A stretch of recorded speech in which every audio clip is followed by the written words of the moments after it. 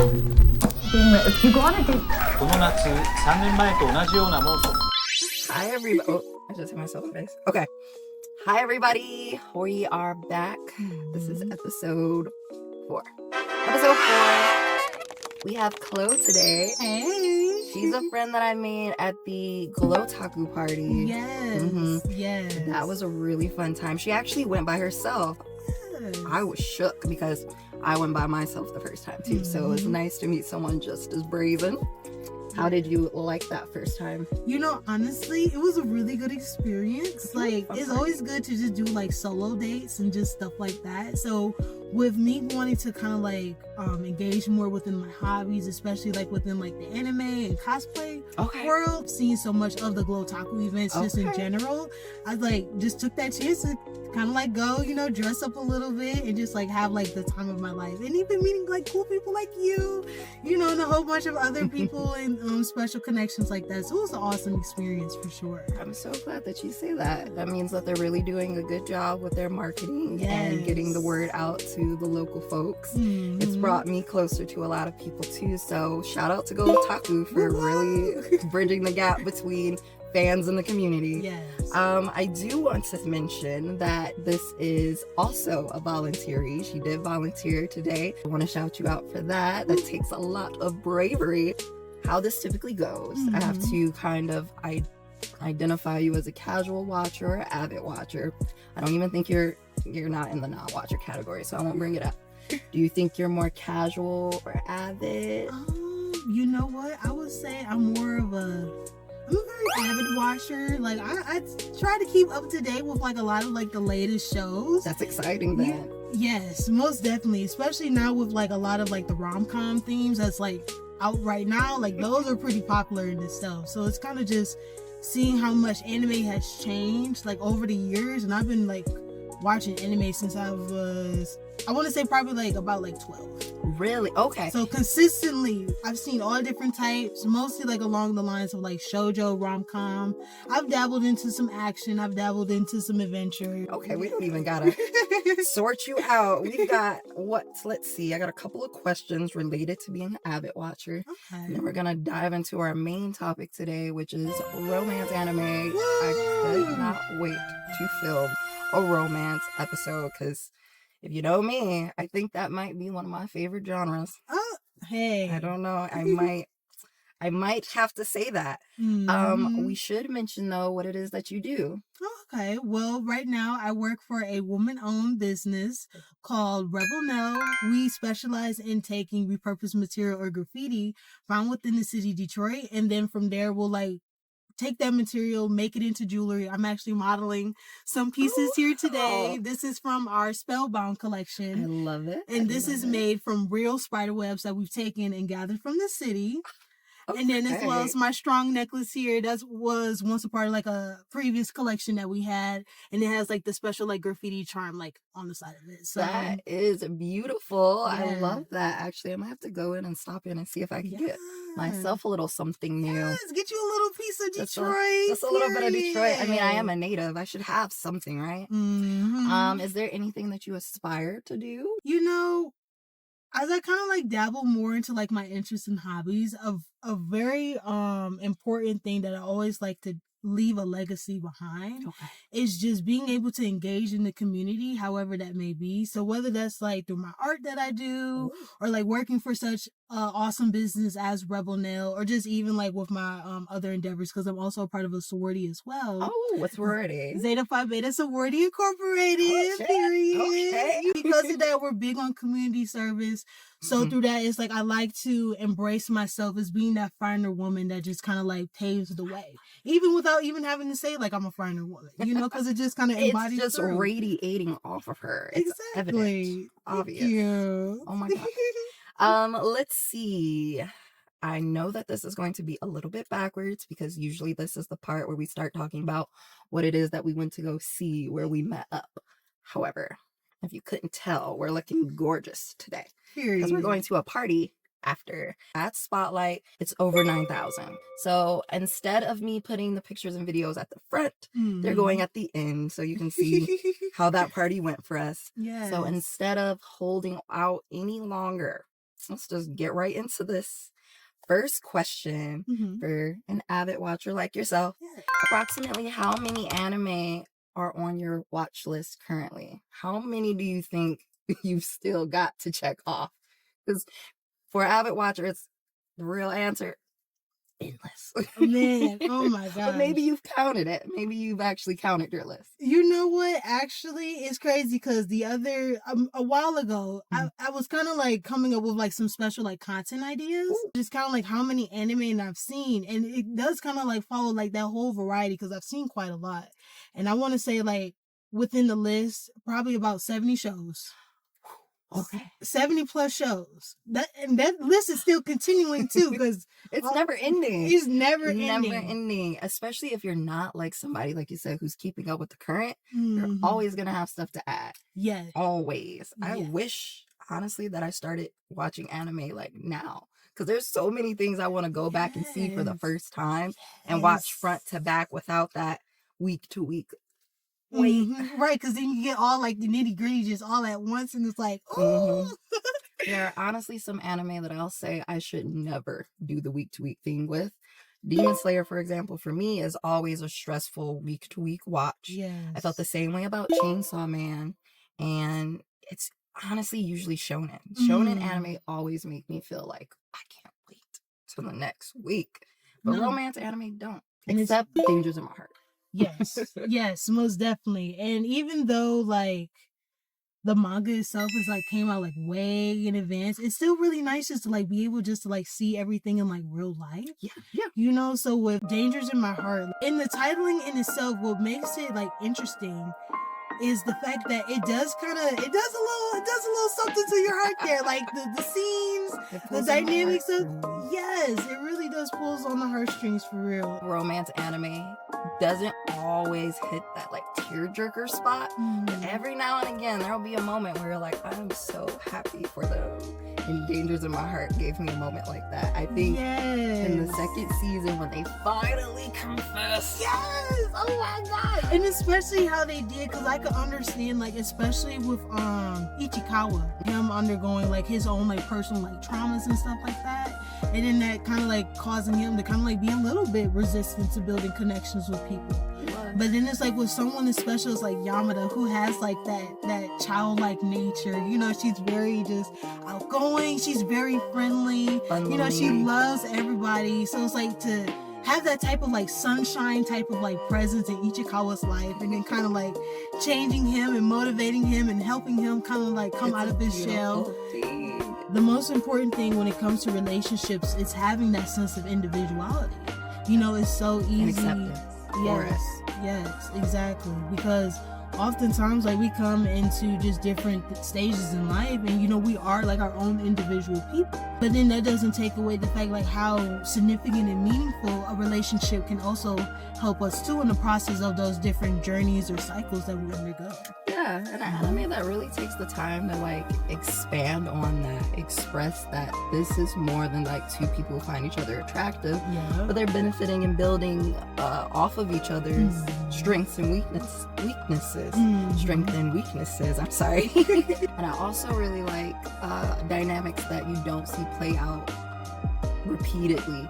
So like you said, they have that she's bringing light into his life, so it's like really popular girl, not so popular guy, very common.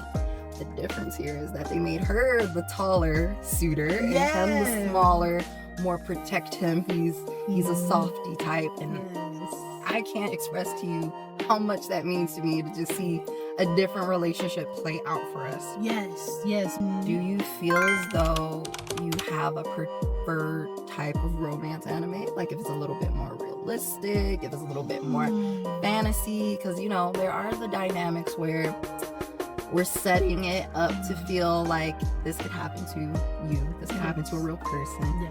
Or this is only going to happen to this character. This is very particularly for them. So it's a fantasy land. This isn't going to happen to any old person. You feel like you've got a preference? You know what? With as much anime, I swear, as much anime that comes out, they always follow like the whole like high school dating theme. Like, oh my gosh, like we met like down the street, you know, Or childhood friends. Yes, you know, all those like common tropes. And I would say like that's kind of like a preference for like how common it is. But like I really love rom-com animes that does have that sense of realism to it. Okay. Whether it is like fantasy based or if it is on like the more like realistic side with like how the settings are, just being able to incorporate like real life type of themes that people could kind of like relate to is really like the sweet spot when it comes to like watching those types of rom-coms for sure. It is the spice of it all because it does mean a lot to me if I can put myself in their shoes and feel like I might have made similar choices if it were my dynamic, but we won't talk about what I'll do. I'll watch them do it.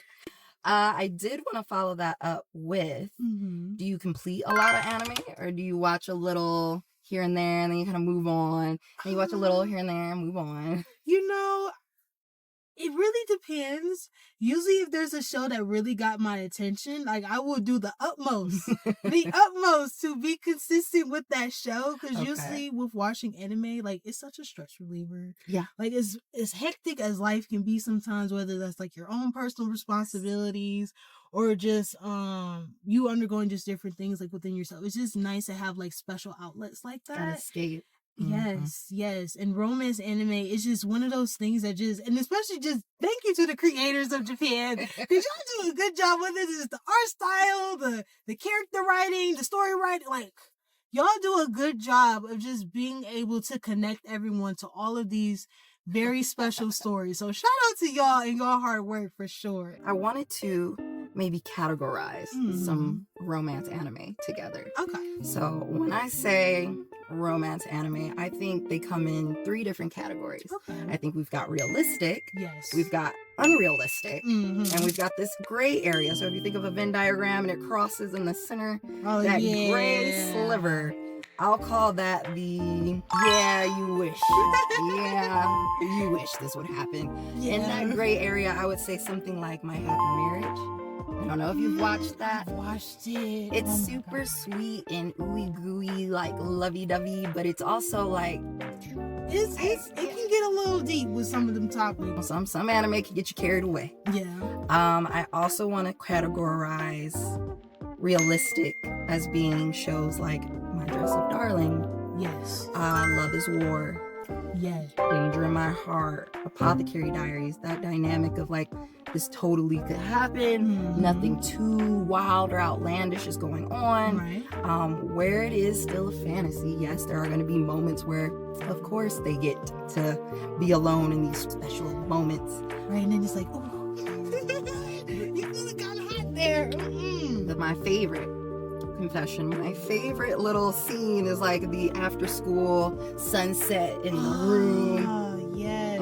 And then it's like they both stare at each other with such sparkly eyes, and then it's like there's and then they're oh my gosh. Yeah, I'm a fan. I'm a fan. Are there any shows that fall into that realistic genre that come to mind for you? I think they usually have a slow burn, relatable tension, and typically a satisfying conclusion, I would think. Danger's in My Heart, most definitely. And I know we've mentioned that a few times too, but it's just that with that show in itself, the way like everything is kind of like orchestrated because of the dynamics of the characters. You know, you have Ichikawa, who's like, you know, a real life representation of an introvert. However, what makes it that realistic type of setting is the fact that these are 2 totally different people, different personalities, different circumstances. They come together slowly as they, you know, kind of get to know each other, especially with how they met. Yes, how they met at like the library, and then Ishikawa kind of like found out like, oh, like, you know, she has like a particular type of like eating habit. That's where the acceptance comes into play. Like, dang, like this person has these types of habits. They have like these particular type of like characteristics about themselves. And then as they kind of like get to know each other and just to be interested, you know, they're curious. You know, they're trying to figure out like, hey, like, what are you really about? And you know, we see that oftenly when we just engage just naturally, like how I kind of like met with Poppy, you know, like I didn't know nothing about this lady, but then it's like at the little taco event, you know, we kind of like talking, you know, we getting to know each other, and then it's like offset of that, you know, we're texting each other, you know, outside of that, and then here we are, you know, just kind of like now hanging out. Exactly. It's so that developmental phase that I like that they don't skip. Because in real life, or at least in my life, those were the moments that I enjoyed the most about getting to know someone, that curiosity, you know, finding out these little bits of information that help you determine, I actually might like this person more than I think. Right. More than just, well, they're fun, or they're funny, or they're nice to their friends and other people. I really like when they explore that time in between the phase of, do I know if I like them? Okay, I do, but how do I act because I like them? Okay, now I know how to act, but how do I tell them that I like them? It gets me every time. Yes, and emotions can be such a thing where it's like so easy to kind of like confuse feelings with like what the actual truth is. Yes. So from there, that's where like those slow burns are just like so nice to kind of like witness, because it's like you get to really see like everything kind of like unravel, and it just takes time just to really figure out what it is that we really like about these things, what makes us feel the way that we do about it, and what kind of just keeps us wanting to, you know, be gravitated towards it. Grounding us in it like reinforces what we understand about relationships in the world and people. Okay, so for unrealistic romance anime, I feel like they have unrealistic pursuits, dynamics, and scenarios. They typically make you feel like this would never happen. Okay, they're typically genres that feature reverse harems,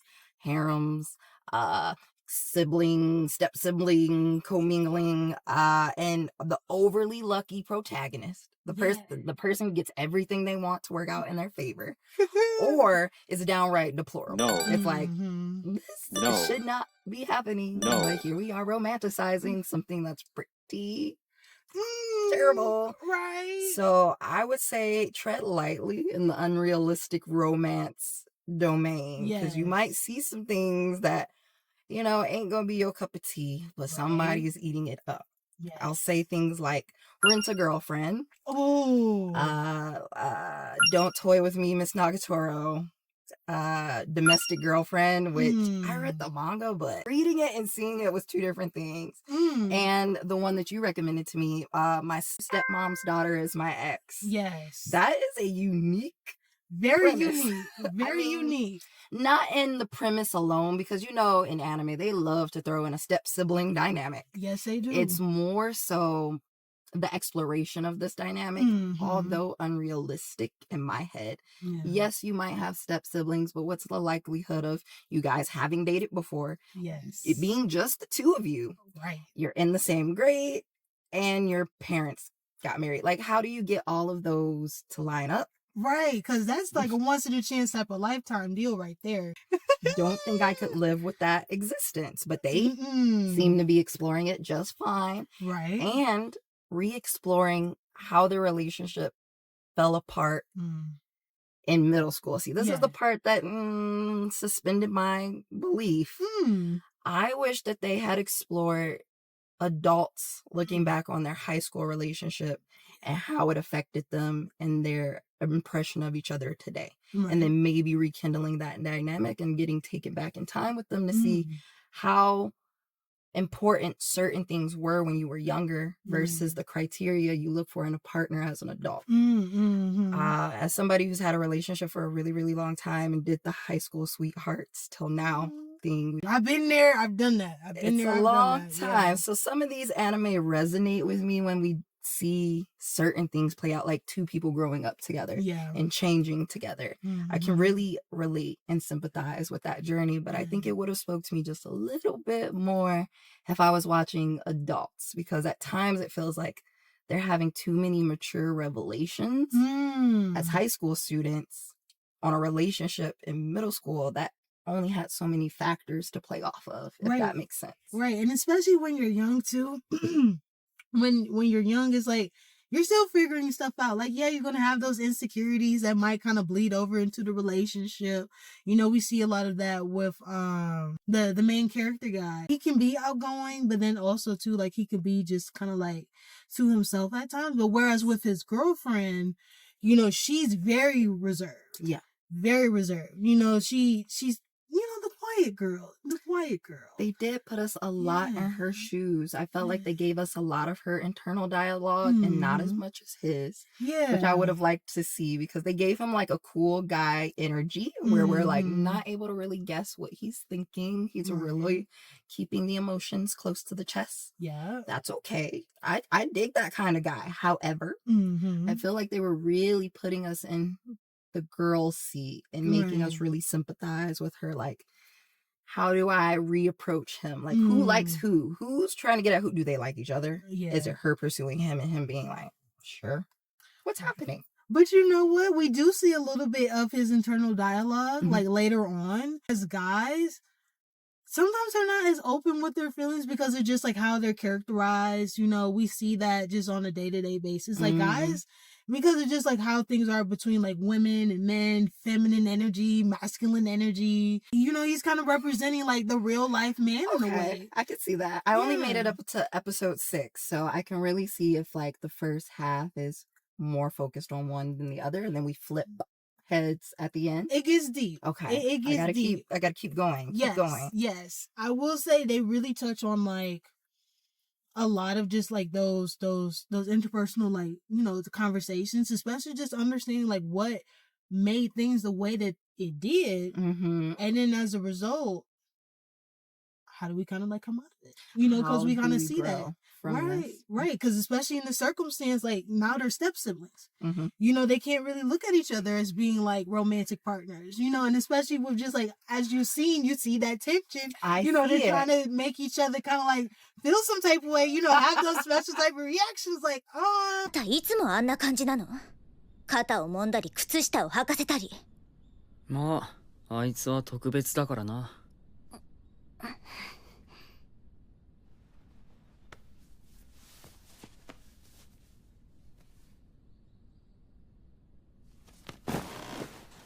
ねえ。履かせて。One of the moods in the background that they're trying to create is there's this tension that even if they wanted to get back together, they couldn't or shouldn't or won't. And I guess that's that will they, won't they have, because you always need a will they, won't they part in a romance. Yes. Gotta have the little tension, the little like, ooh, like what's going to happen next? We need tension. Life is full of tension. I've not had the liberty of getting to talk about a boy love anime.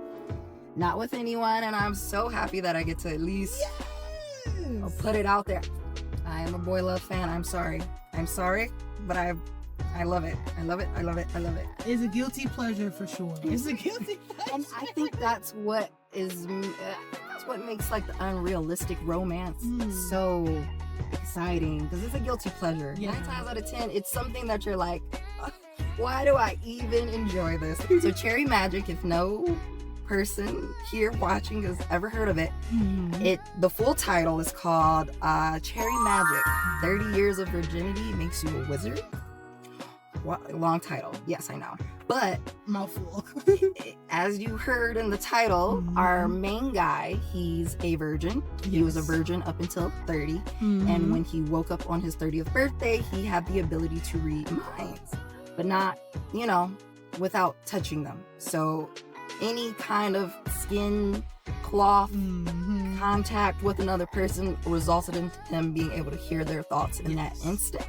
And if they were really, really strong thoughts, he'd get a visual representation of what it is they're imagining. Ooh. So let me set the scene for you. We have our guy in an office setting, and the most popular guy in the workplace, they bumped into each other in the elevator. So he's trying to suss out, who is he talking about? Oh my God, I can't believe Mr. Popular's got a crush. And it's on him. So underexperienced. So he's like, I don't even know if I'm gay or not, because I've never had any romantic sexual experience whatsoever. So we get to see how the two of them unite. I mean, I don't say unite as an innuendo. I mean it like how do they overcome this? He doesn't even know I like him because I'm reading his mind Right. he's not telling me straight up, but I see him Exactly. flirting with me and it's making me nervous, so I gotta avoid him. Right, because sometimes being nice, like Mhm. people can confuse niceness as like flirting, Mhm. but then it's like because of that lack of experience, you wouldn't think it's anything romantic. You would just think like, oh, he's super cool, He's like, so oh, he's kind. helpful. Everybody you know? likes him because he's so sweet. Exactly, but then it's like once those feelings come away, it's like, Yeah, and now you're looking at him different. yeah. I don't know if you know, but Cherry Magic actually had a live action version on Crunchyroll. When I watched the first episode, it was currently airing, so not all the episodes have been out, and I was like, oh my god, I gotta see what's next. And the live- They do a good job. Yeah, they do a good job. But, Okay. you know, it's not a one-for-one. So there Mm. are going to be slight changes about when certain information comes to the light. Okay. But I will say that it is really good and worth watching if you're enjoying. I gotta watch that. That for sure. dynamic. Are there any other anime, boy love, or otherwise that you feel like is your guilty pleasure in the unrealistic genre? Oh my gosh. Dang. There was a point in time, y'all, I went on a whole boys love type of marathon. I see. You got to. You got to. You got to. You got to. So you can't just watch one and not go with the other ones. So, it's this one show. Dang, what's that show? It was pretty weird. You can describe it. I might know it. I went on my own journey. The one that really threw me off, and it's crazy too, because it didn't even give me the impression that it was boys love. Okay. But it's called Dramatical Murder. Yes, that one. Okay. Well, Dramatical Murder is a adaptation of a video game. And the video game is an arrow video game. And if you know what that means, that just means it's a sex game. It just is about dating and then getting a cutscene that has intimacy on the screen. Dramatical Murder cut out all of the romance stuff. So it gave it much more confusion to people who didn't know what, like the real story of everything. Yeah, what's really happening. And I played the video game. I played the video game. Ooh. Like, if you a beginner, don't go over there. Okay, this is not for beginners. Know what these games can show. E to a E. Be careful. Okay, that's all I'm gonna say. You were warned. I didn't say go play it. I said I did. All right, and that's all I'm gonna say. What else? The gray zone. I find this is where I feel like I'm gonna need your help because Okay. I feel like I struggle a little bit finding anime that fits into that gray zone. Okay. I feel like in the gray zone, they're going to have a little bit of both Okay. sides. So we might have a real unrealistic dynamic like a harem, Mhm. but for every unrealistic dynamic or scenario they give us an equally grounding consequence to say, yeah, you can sleep around with all of your classmates, but you will be ostracized and maybe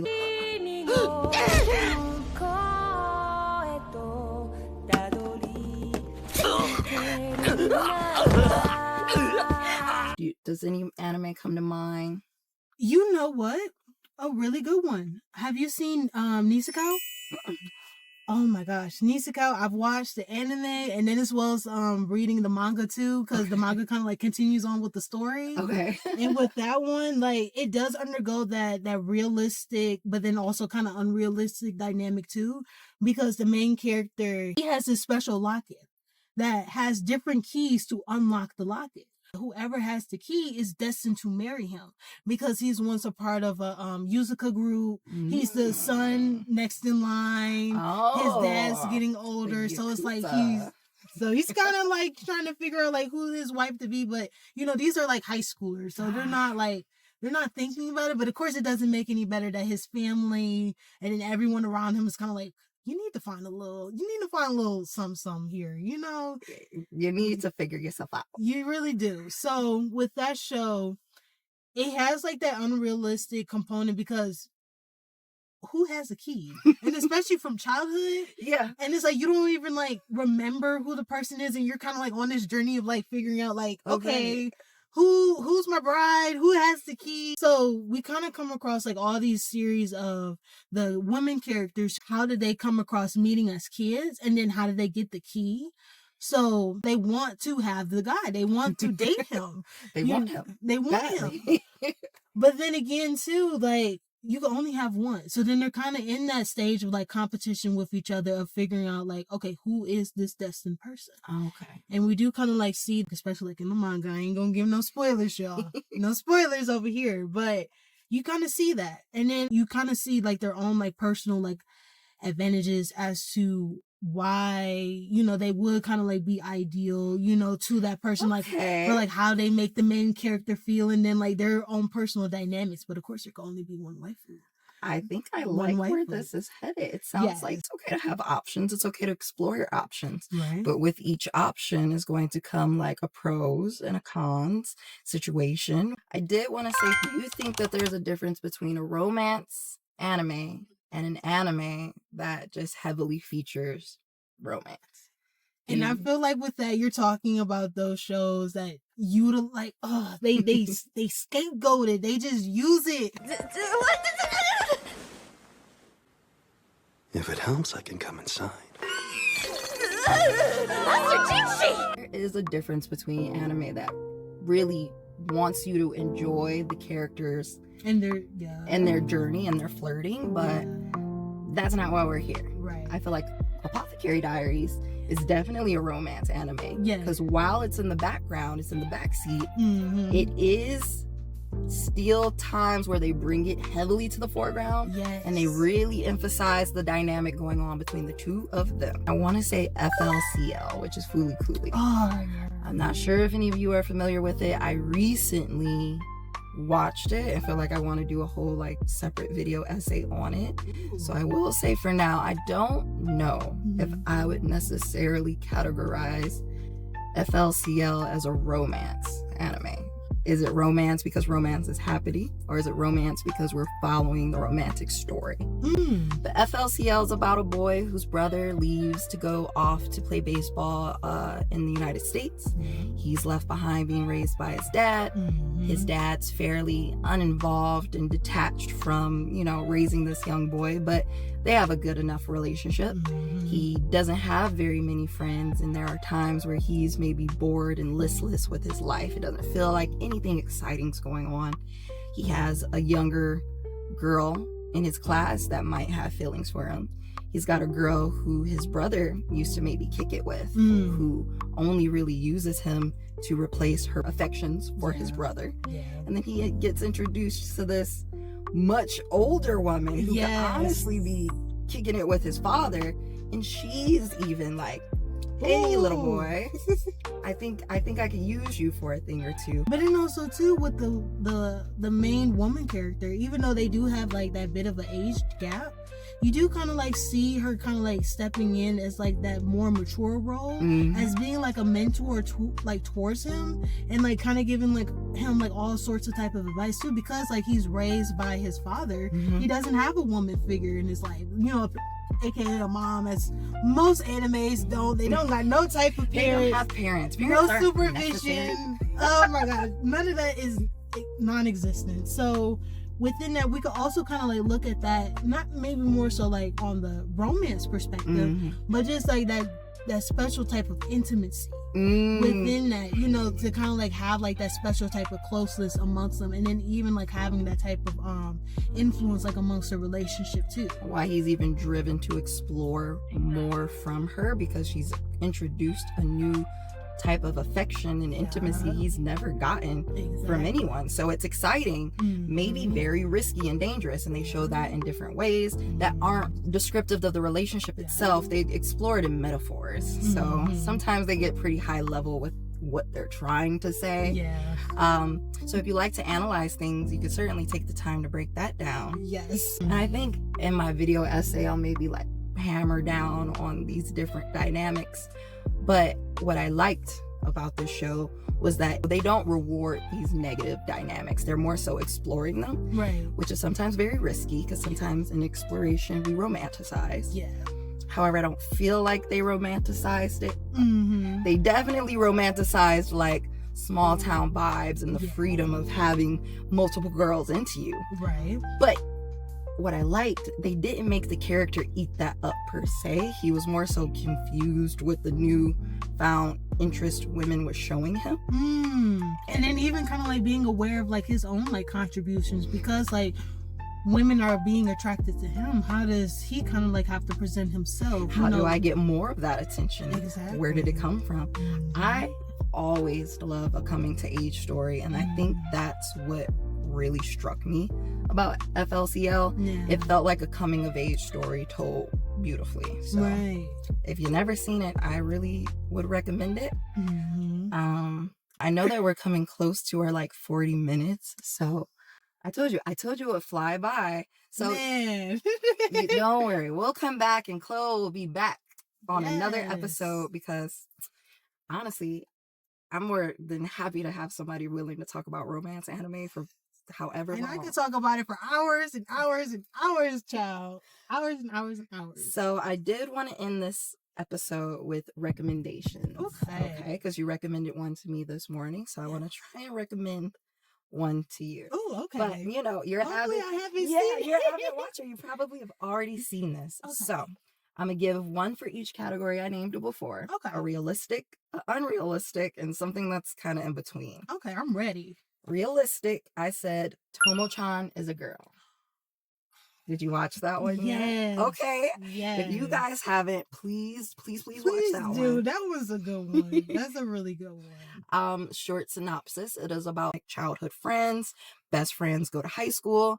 He didn't know when she was younger that she was a girl. She was rough and tumble, very tomboy, very, I'm gonna slug him in the face and we gonna wrestle and we gonna fight. But as she develops into a woman, she's wearing skirts. She's certainly more attractive than she was when she was a little tomboy.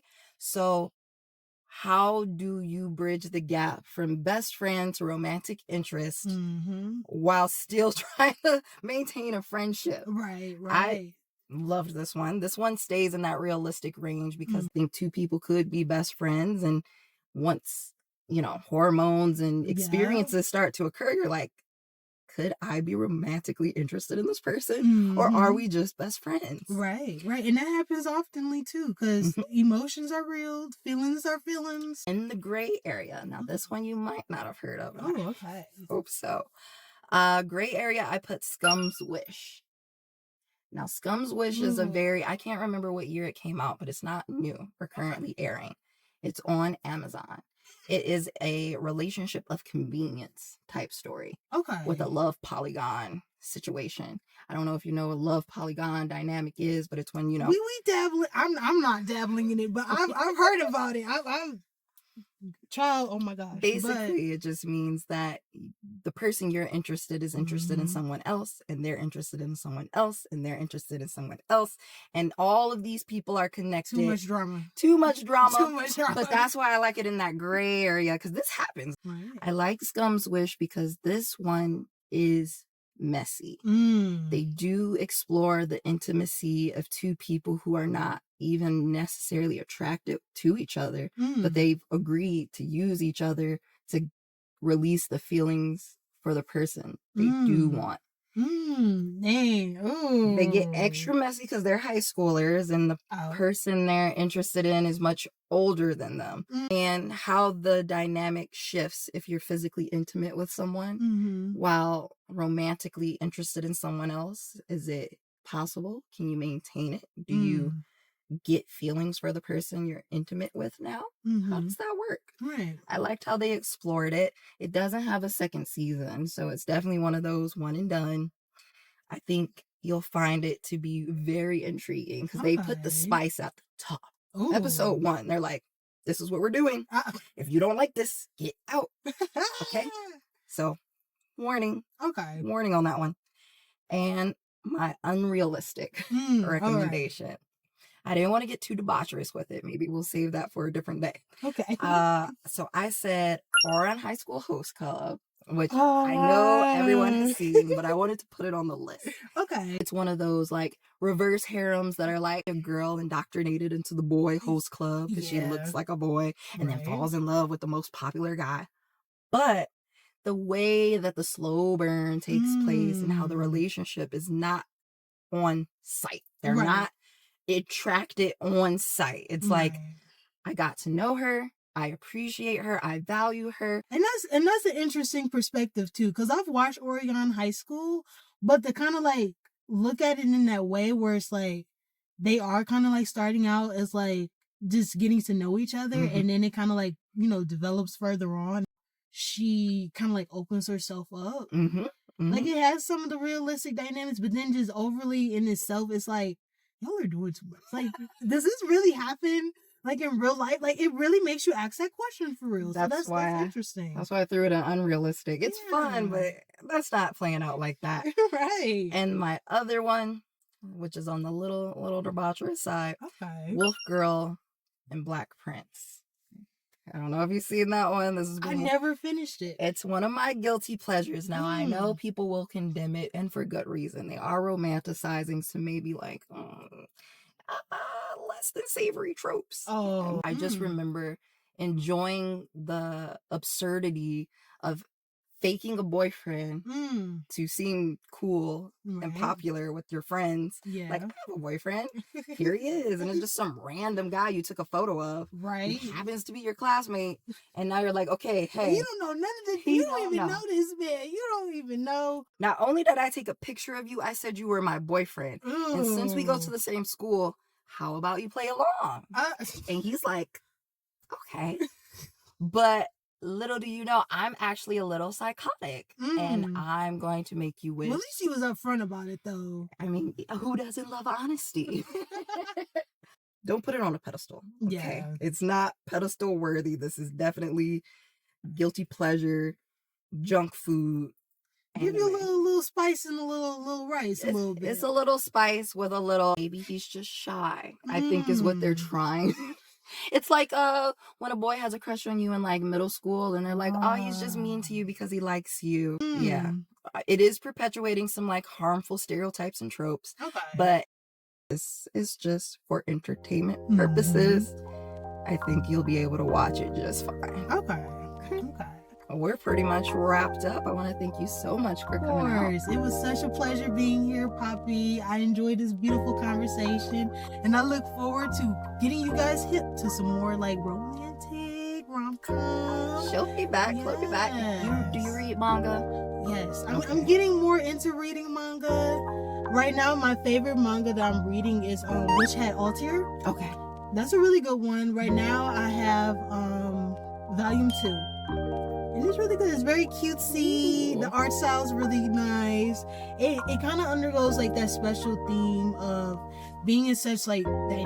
Well, no spoilers, but some deep circumstances that kind of like makes you know, having to take like a different route. You know, you have to be able to kind of like step into your own power, and you know, kind of like find that sense of self-discovery within that. A lot of the characters are kind of like amongst like childlike age. I want to say probably no older than like 12. Okay. You know, but it kind of touches on like a lot of real things. You know, that kind of makes you think like, shoot, I'm 24. Like even like reading, I'm like, dang, you know, y'all real. Exactly. That could happen to me. Exactly. So it's a really good manga. Volume 2. We get in there. But I'm always open to new suggestions. All right. I think I got to step my manga game up for sure.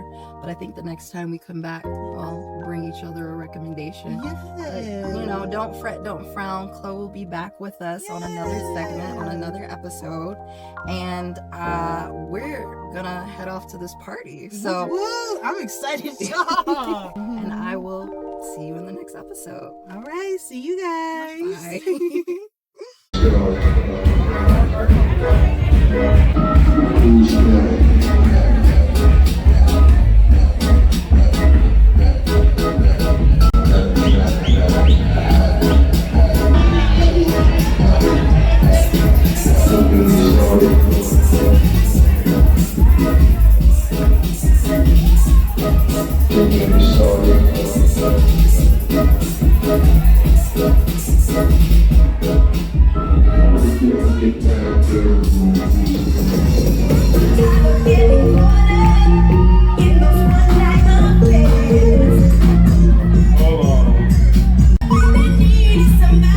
We got 5 minutes left.